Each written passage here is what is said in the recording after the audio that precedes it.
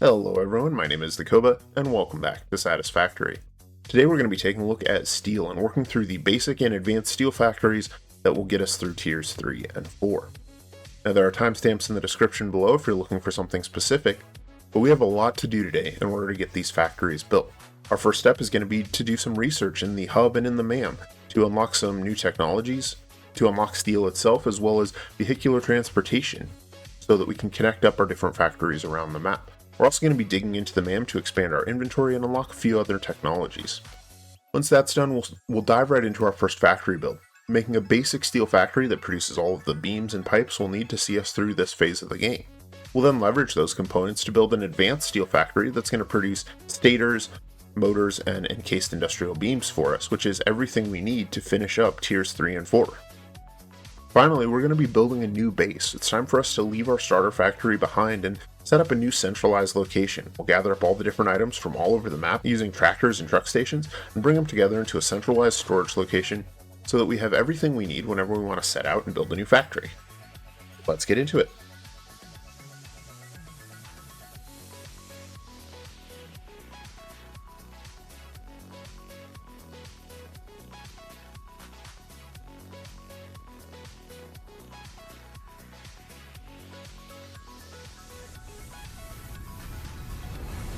Milestone reached. Steel production unlocked. Foundry grants access to simple steel parts. Vehicular transportation unlocked. Long-range transportation, as well as the construction of outposts, is now encouraged. Vehicle stations have built-in functionality to refuel, as well as restock or collect parts.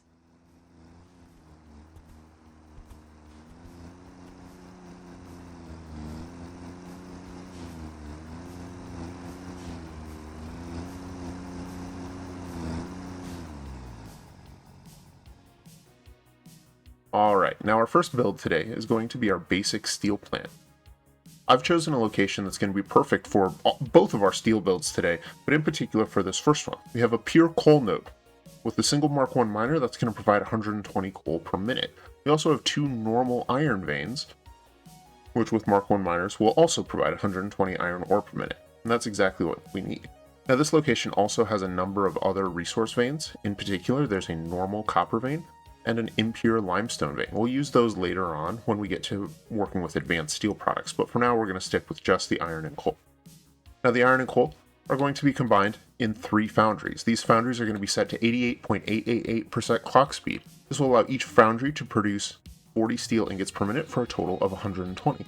That 120 steel ingots will then go into 3 constructors. The first constructor will use 60 steel ingots to produce 15 steel beams, and the second and third constructor will each use 30 steel ingots to produce a total of 40 steel pipes. That'll give us a nice stockpile to start with so that we can unlock the next few technologies later on. Let's get into the build.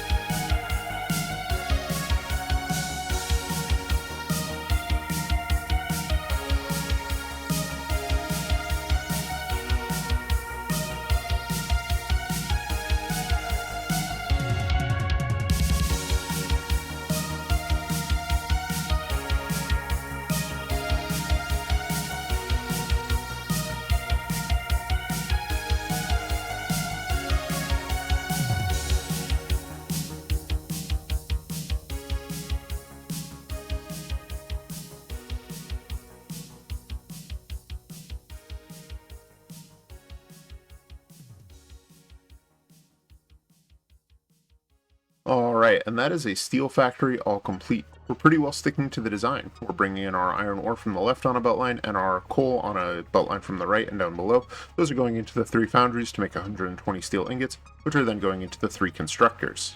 2 of those constructors are making the steel pipes and 1 is making steel beams. Now you may have noticed that I left some floor space as part of this factory plan.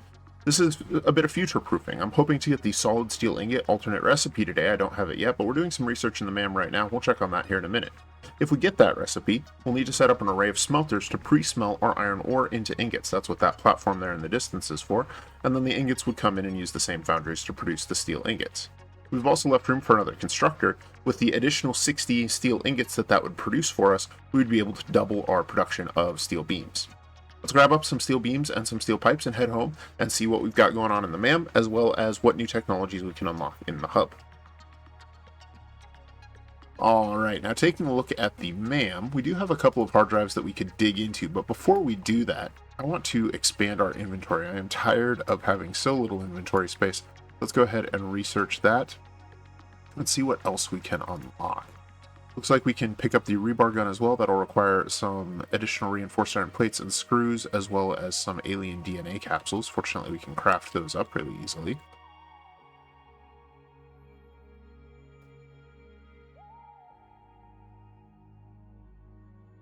Okay, so looks like we now have the stuff for the structural analysis, which will unlock, which will open the path to the rebar gun. So we can research the rebar gun, and now we have a ranged weapon. We'll need to craft one of those up.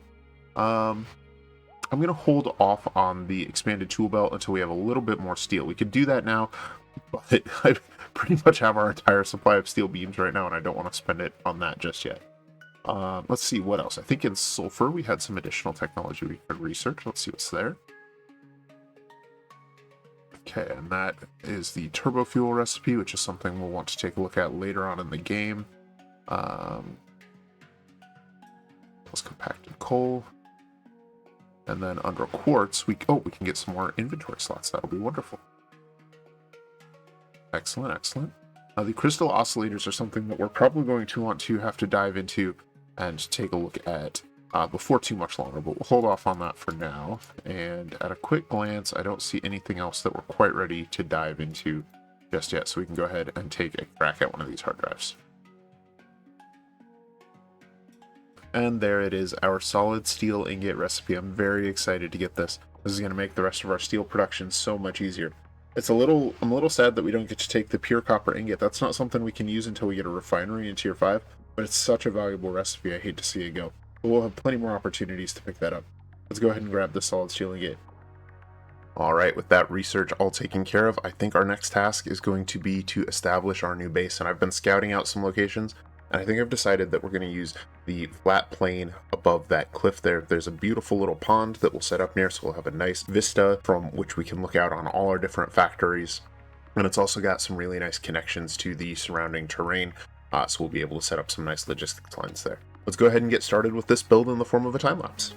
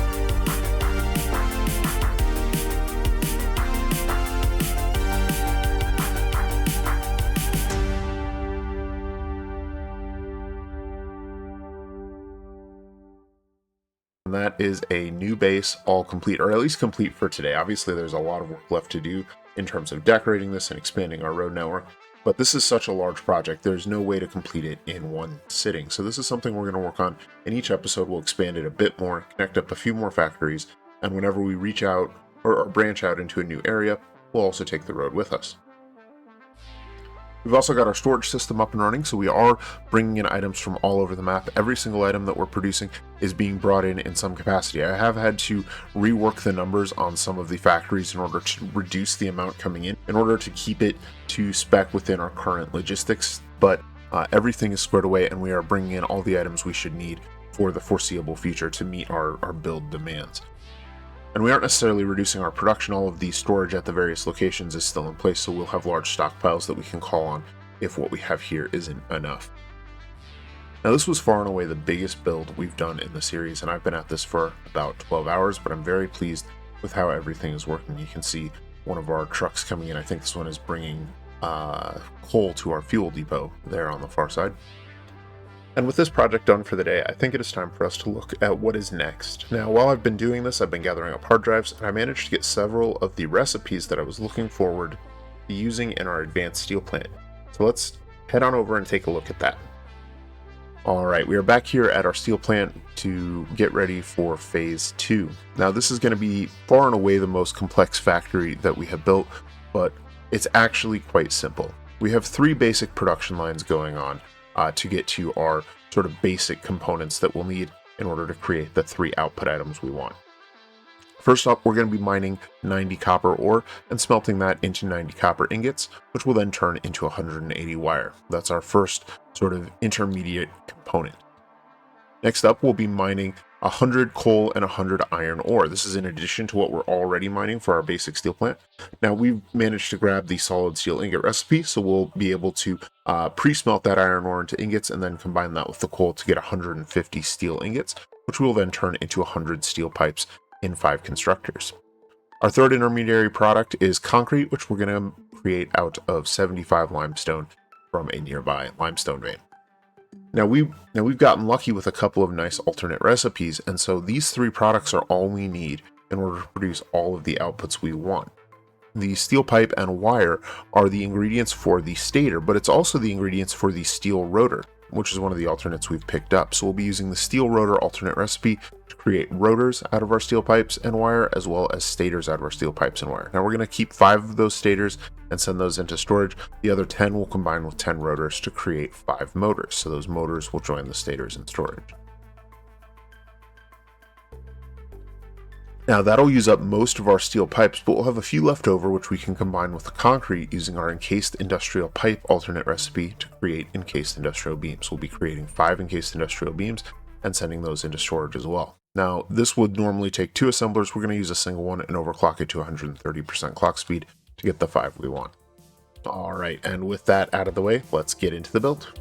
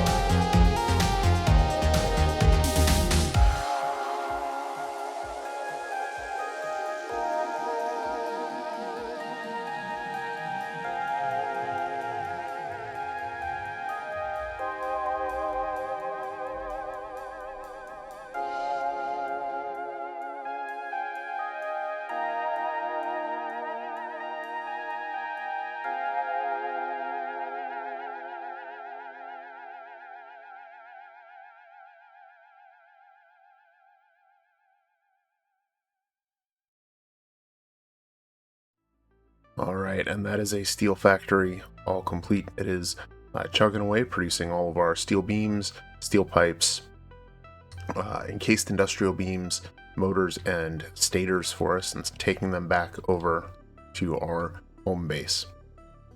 Let's pop back on over there and see what we have going on at the hub. Alright, now I was on my way back to the hub when our power grid tripped, so I came on over here and I took a look, and we are indeed consuming more than the 600 megawatts that our coal power plant is providing, so I've had to refuel our biomass burners and get them back up and running, and getting that coal power plant rebuilt and expanded is a priority now, because I do not want to have to babysit these biomass burners anymore. So our next step is going to be to get our coal power plant up and running and expanded to get us caught back up and to see us safely into the next phase of the game. And beyond that, it is to get ready to send off our next space elevator parts. I think that's where we're going to leave it for today. I'd like to thank you guys for joining me for this episode. I hope you've enjoyed it. Leave a like if you have, and subscribe if you would like to see more. My name is Dakoba, and I hope you have an efficient day. I will see you soon.